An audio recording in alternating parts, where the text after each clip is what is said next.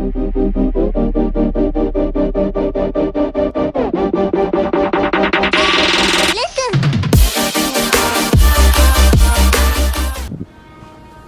up? Andrew guys here from Slightly Modified. As you can tell, I'm a little dirty.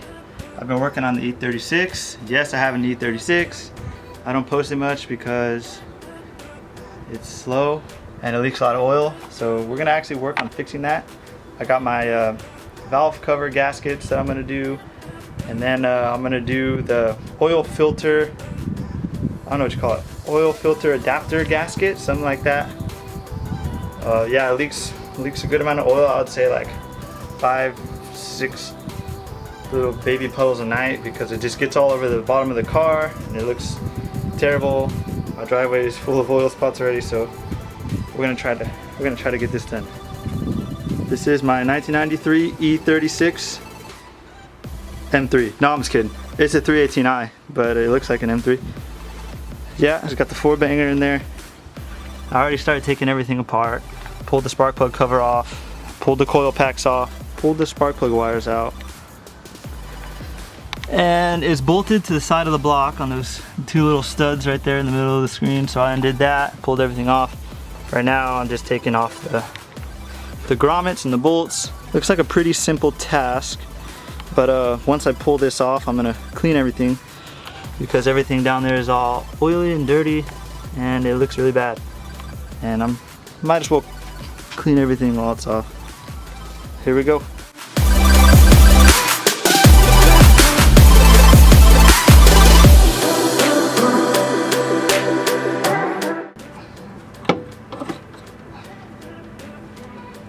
Hot, hot, hot, hot.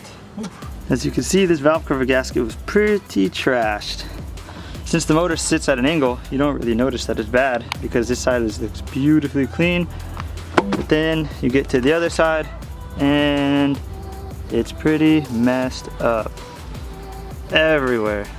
So, oh, I think I just scratched my rim. So everything is off, and now I'm gonna do some cleaning. So far, the motor doesn't look that bad. I only ran it dry on oil like twice. It's not a big deal. The motor looks good. Not too much wear on the cams, surprisingly. Looks pretty clean in there, so we're just gonna clean everything up, slap the new one on, and put it back together. Oh, and I should probably sand that down because I jammed a screwdriver in there to try to pry it out, and that wasn't the best idea. So we are going to get to work on wiping this thing down. I should probably cover the motor so I don't get crap in there, because man, that's a good looking motor. So I cleaned this valve cover up. I hit it with a wire wheel. I didn't really get too crazy in there. I just cleaned all the grease and grime because that gets covered by that little stupid spark plug cover right there. So I don't really need to clean that. Yeah, but I hit everything with the wire wheel, so you can tell it looks kind of shiny, but it's still kind of dirty. I was just gonna polish it, so I'll just put it back in the car and polish it. But it's all clean, both sides, and now it's time to put the valve cover gasket on. So I got this valve cover gasket from Rock Auto for like $4. It's a Fram, I believe, and these go on really simple. These half moons go in the back, looking at the head, so this just snaps right in. It's not gonna fall out when you're trying to put it in the car. Snaps in, piece of cake. Beautiful.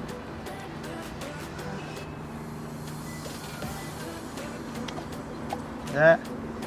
We got these 4. This one has the bolt, so we'll put it right here. And then these. And now the rule of thumb is you just take a little bit of gasket sealer and you put it right here, just so when you put it on, sometimes these don't sit all the way correctly. That way you get a good seal back there. And if you want, you can put a teeny tiny bit right here too, just for the extra reassurance for your spark plug holes, because that's actually where mine are leaking. So I'm gonna go ahead and throw this thing on. Hey. Hi. And right here, you focused? Okay. You focused? Yeah. And right here, these bolts, I'm gonna wipe these bolts off, wipe the threads off. These grommets will not come off because they're all hard. So unfortunately, it looks like I'm just gonna have to cut them all off, but it's not a big deal. Got the valve cover back on. Probably gonna look up how tight to make these grommets. I just made them finger tight, and then like a full turn with the wrench. I didn't want to crush these little tiny rubber washers, so I'm gonna look that up real quick.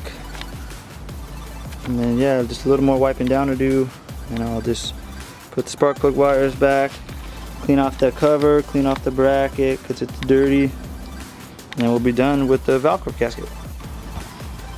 So I got the spark plug rail bolted back up, I got the coil packs hung, and there's like this little OEM plastic channel in here, and it has grooves in the back that you have to feed the spark plug wires in one by one, and it's pretty pain in the ass, but as long as you can get your fingers back there and you can push the spark plug wire in this channel, you should be good. And the order it goes is 4, 1, and then 2, 3.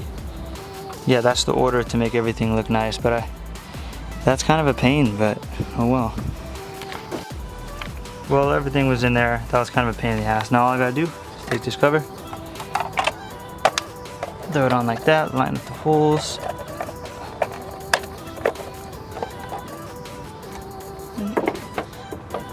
Take my screwdriver and bam. Then I gotta bolt back up the coil packs, and that's it. Valve cover gasket is done. That only took me 2 hours because I cleaned a lot. But you could do it faster than that. Well, I couldn't really film it because it's pretty tight under the car. But I just replaced the fuel filter. It's like the easiest thing ever. It literally took about 6 minutes. I got fuel all over the place. I got it in my eye, so maybe I should have filmed it, but I didn't. Yeah, I got this thing for like $10. This is the old one. Pretty simple. Literally 3 screws, 2 of them are hose clamps, 1 of them holds it in, and that's it. This is what I did. There's the fuel filter, and there's the clamp, both clamps. Literally a piece of cake, 5-minute job. But I looked online, and usually sometimes there's like a metal cover covering it, but mine's gone. So shout out to the previous owner for not putting that back. You made everything a lot easier. I appreciate it. Next on our list, we have the air filter. Pretty simple, like I said. Again, probably like $4. It was like $4 on Rock Auto. I don't even know if my air filter is bad or not, but for $4, I'm gonna replace it anyway. So let's see what's going on. I'm pretty sure I can actually do this with holding the camera in my hand. 1, 2, 3.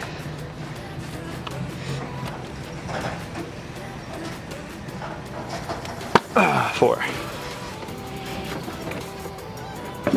Bunch of crap just fell out, and the filter looks brand fucking new. Well, let's see, let's pull it out. What do we got?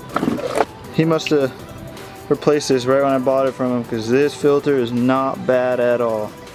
It really looks new. I should have bought a cabin filter instead. Whoops. Oh well, I'm gonna put the new one in anyways.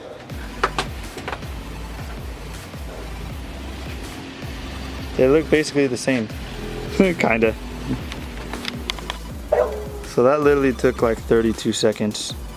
And also what I did today was I went to the self-car wash and I pressure washed this engine bay. Not the whole engine bay, but all the parts where all the oil is, because I'm chasing oil leaks because I'm dripping all over my driveway here. And so far I replaced valve cover gasket. I drove it today to work and it's fine. I've been kind of running my finger back on the side to see if there's any wetness. But the gasket I'm going to do next is down here. So this is the oil filter, and then there's like a little adapter that, you know, mates it to the motor down there, and that usually that adapter gasket right there leaks. And there's like a, I don't know what it is, it looks like a little tiny piston of some sort. It has some rubber O-rings on it, and those are really known to leak too. So when those come in the mail, hopefully tomorrow, I will pull that apart. It looks kind of clean down there because I sprayed it with the pressure washer. So yeah, hopefully that goes well. Hopefully I don't have to leak any more oil on my goddamn driveway. I'm serious. Every time I park this thing, I come back out in the morning and there's like 3 or 4 new spots. And it's pretty upsetting. I see them all. So we're gonna fix that. So this escalated a ton more than I thought it would. So my car was pulling to the left every time I hit the brakes, and I was like, better figure it out. Well, long story short, I'm putting in a new ABS unit. So this ABS unit that was in here, I believe was the problem because I cracked the caliper, nothing was going on, had no pressure. And I was like, maybe the soft line's clogged. Cracked the soft line from the hard line in the fender well. Still no pressure, nothing. So I cracked the hard line from the ABS unit, and there's absolutely no pressure or no fluid coming out of the ABS unit. So I figured the port was clogged, and so I got in contact with some guy on Facebook. Lucky he had one, and yeah, I'm just gonna replace it. I was pretty triggered when it came here in the box. It actually came broken. I was kind of pissed. So I have to gently pull apart the one I have in my car, try not to break it, and then I'll hopefully use those parts, which exactly is what I did. I very, very gently got it out. I kind of scuffed it up a little bit, but I think it'll work. I cleaned the ABS unit. I sprayed a little bit of brake cleaner, not directly in there, but just to get all the gunk out. Yes, there was some gunk. And these little strainers, took the 2 best out of the 4 since I have 2 ABS units, and luckily everything ended up working out good. So I'm gonna put this one back together, slap it back in the car. Pretty simple. The only hard part is going to be bleeding the whole car, and hopefully I don't have to bleed the clutch because for some stupid reason they share the reservoir. So we'll see about that. That was a pain in the ass, especially getting those soft line little plastic bracket back in, those rubber grommets. That was a pain in the ass. So hopefully that's not leaking. I got the reservoir full. I'm gonna start bleeding these brakes. Hopefully everything works. Okay, it's time to do the oil filter adapter gasket. So I've already did a few things. I've drained the oil, disconnected the battery. I have to undo the power to the back of the alternator. Then I need to pull the alternator off this bracket, and then I need to unbolt this bracket to kind of flip it back and move it out of the way, because this is the gasket I'm changing. See this piece right here? It's all one piece. I already got the top screw out of the oil filter, so that's there. And here's all the parts I got. Let's see. Got a new Fram oil filter. And then here's the gasket right here. Got this off of Rock Auto. Again, it's a couple bucks. This was like $4. And then here's something I actually had to order off a different website. I had to get these off of eBay because they didn't have these on Rock Auto. These are the 2 O-rings you need. These are only a couple bucks too. So let's get started.